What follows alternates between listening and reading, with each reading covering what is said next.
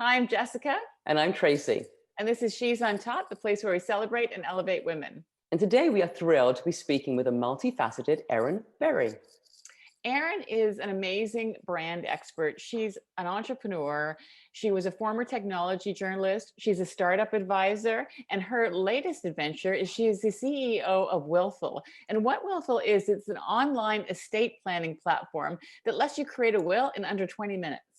Today we're going to be tapping into her marketing know-how and talking to her about how to market your brand to different ages, why it's good to have a personal brand as well as a corporate brand, and also what are some of the common mistakes we make when we market our business. We love sharing these stories, and one of the reasons we love doing it is being part of creating this community. And if you would like to be part of this community, there's a link below to membership. There's a lot of levels which allow you to join, and what we do is it's all about sharing the stories, but it's also about connecting and finding ways to collaborate so that we can all grow our platforms. And speaking about amazing women and amazing collaborators, here is Erin Bury. Hi, Erin. Hi, Hi, Erin. Tracy. Hi, Jessica. How's it going? Great. Good. We're so thrilled to be speaking with you today. And to tell our audience a little bit about Willful Wills. We'd love to know about what you do. Yeah, well, first, thanks for having me. Very honored to be part of this She's on Top series. And Willful is a simple online estate planning platform that helps Canadians get a will and power of attorney documents affordably and easily online. Now, it's an amazing product. We talked a little bit about it earlier. What are you've got a large marketing range, right? You've got probably people 30 to 80. Can you talk a little bit about that, the challenges around marketing to different ages and something that might feel dry at first?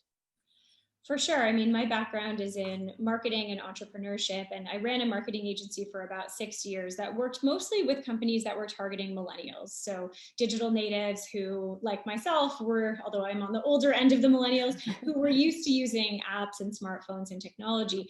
But starting an estate planning platform, the data shows that the older you are, the more likely you are to have a will, because the older you are, the more it becomes a reality, and you're trying to get you're just a more responsible financial adult, right?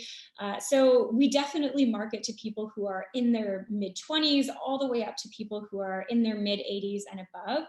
And what I really notice is the difference in how people prefer to communicate, especially when they're asking questions. The millennial audience or the Gen Zs who are behind them, they want to send you a Facebook message or an Instagram message. They'll never book a phone call unless they absolutely have to. Whereas, when I talk to seniors, they're typically booking a phone call. They want to ensure that there's somebody on the other end of the line. And it's as much about getting an answer to their question as it is about trust. And I think with, Gen Z and millennials, they just inherently trust digital platforms. They're more open to giving up their data. It's just kind of a commonplace thing. Whereas I think the older you are, maybe not now because of COVID, it's kind of forced all of us into becoming digital natives. But I think there is that trust factor where you're used to sitting face to face with someone. You're not used to putting out things like your banking details online. So there tends to be a little bit of a leap of faith, and they need to really trust that this is legit and that they can actually, trust to make their will with us. Yeah, that makes sense. So, branding is something that you're a specialist at. Now you have a business brand, but you also have a personal brand. Do you find that it's important to have both? And if so, why? Yeah, I mean, I would like to say that I was super strategic about building my personal brand, but I was not. It was totally accidental. I was working for a startup and I was the marketing budget. So I was going to events and shaking hands and using social media. And this was in, 2009 when it was very new for business. And by virtue of doing those things for the business, I ended up connecting with and building this great network for myself. And I didn't really understand the value of that personally until our startup shut down. And then a couple of years later, I was laid off from a job. And it was in the valleys in my career, not the peaks, when I really noticed the value of a network, because all of a sudden I had people who wanted to grab coffee and who were recommending job opportunities. And I felt like there was a safety net for when I fell. And so I always tell new grads, personal brands are not just about, people knowing who you are. It's about building this great network and creating reciprocal value, going out of your way for people, helping to lift people up so that when you need to be lifted up, people are there for you. And then from an entrepreneurship perspective, to me, when you're a founder of a company or anyone at an early stage startup, you are so synonymous with the brand of your company. People are probably sick of me talking about Willful and estate planning, but you kind of raise the profile of your company through all of the personal branding efforts that you make. And often, I mean, if you think about successful companies, they tend to have really strong personal brands behind them because the founder is the evangelist for the company's mission. It's such a great point. And it's interesting because just last week we were talking to Rachel Kelly of Make Lemonade, and Mm. she was saying that, if she could do anything differently, she wished she had built her community before launching Lemonade, so she could have brought the community as opposed to launch something and build the community from there. So I think what you're saying makes such sense. What are some of the common mistakes that you see people making from marketing and branding, having, in the past? Well, to your point, I think one of the biggest mistakes is thinking that if I build it, they will come, right? This idea of, well, if I have a great product, that's enough. And I mean, there's two different mentalities. It doesn't matter if I have a great product as long as I have distribution, which I don't think is true. I do think you have to have a great product. Or if I just build a great product, inevitably I'll find and tap into an audience. And, that may be true. Maybe you get lucky and Oprah stumbles upon your product and puts it in her magazine, but usually you are starting from the bottom. You're starting from the ground up and you're building an audience one by one. And it can be, especially a direct to consumer business, it can be really slow. It can be expensive. And as people are building their brands, the best way to overcome that is by tapping into existing communities of your customers through partnerships, through media coverage, through being a member of, groups and associations, and shifting your mentality from I'm going to build my customer base one by one to who can I partner with, or what communities can I unlock or tap into so that I can build it, really quickly and scale it out on a budget. That is such brilliant advice. We've been going through those growing pains too, so we can totally relate. And I guess another question that kind of ties in is that, you're branding to your customer, but you're also selling your brand to the future employees that you want to have. So we touched on it briefly when we chatted with you last week, but how do you find those people who are inspired by your brand and want to help you promote your brand?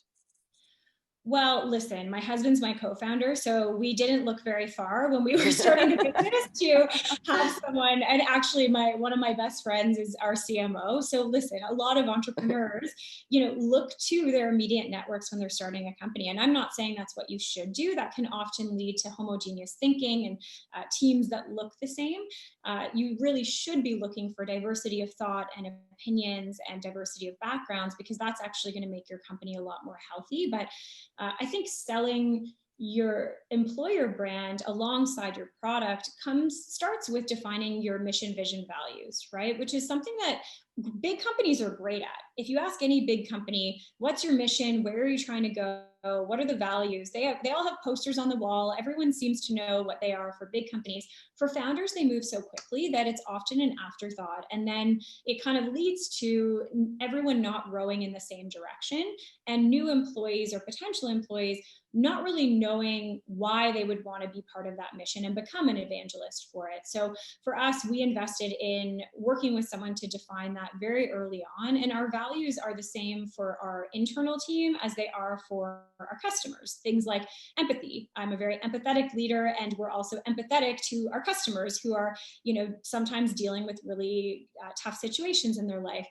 Things like purpose. We do want to influence gift to charities and wills and be a company with social purpose, and making sure that that's embedded in everything we do. So I think it is defining your values both internally and externally, and making sure that they aren't just posters on the wall, that you're actually communicating them, living by them, and ensuring that you're measuring your decisions against them on a day-to-day basis.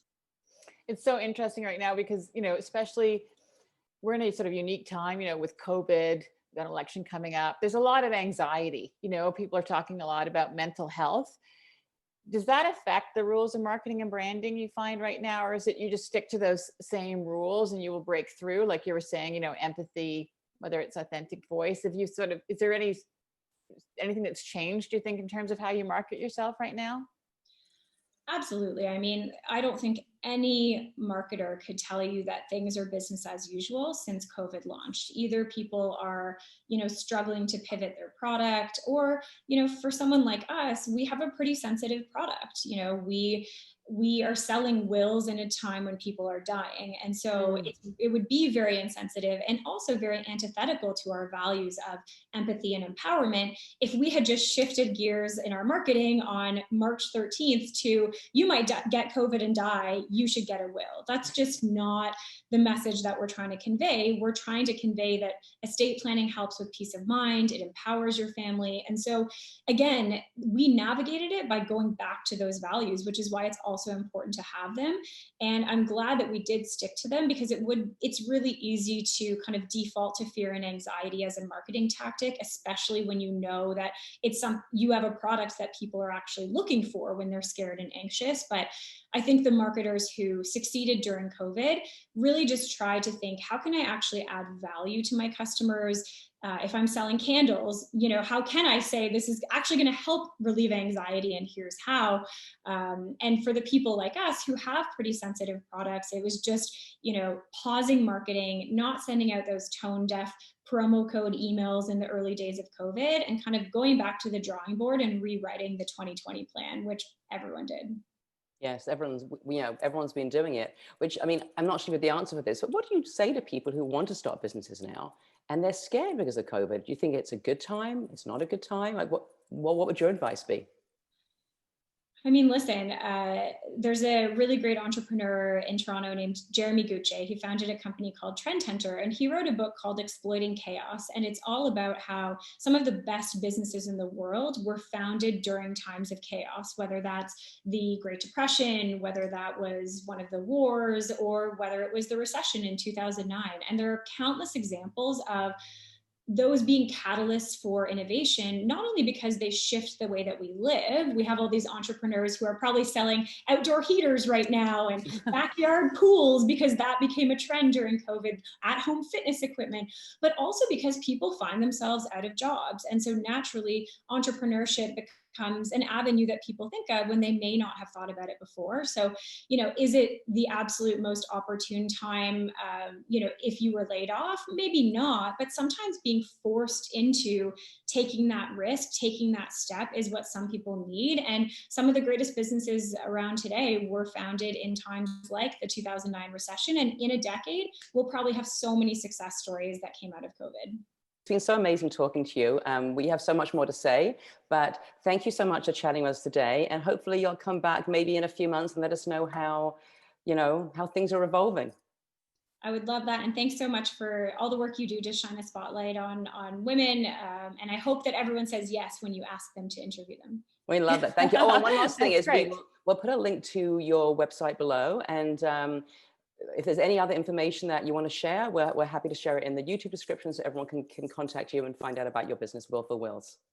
Wonderful. Thank you both so much for having me. Thank you.